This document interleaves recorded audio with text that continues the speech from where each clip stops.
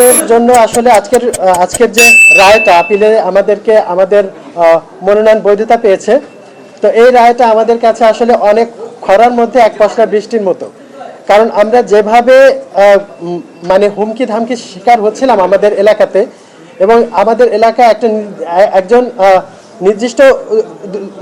নির্দিষ্ট একটা দলের প্রার্থী যেভাবে আমাদের ভোটারদেরকে, এবং আমাদের ফর্মটা বাতিল হয়েছিল মূলত 10 জনের ভিতরে 9 জনের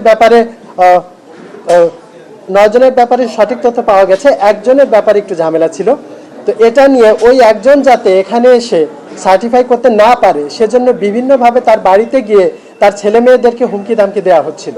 তো আমরা জানি যে আমাদের বর্তমানের যে আইনটা, নির্বাচনের যে আইনটা, এটা এমনিতেই স্বতন্ত্র প্রার্থীর জন্য ফ্রেন্ডলি না।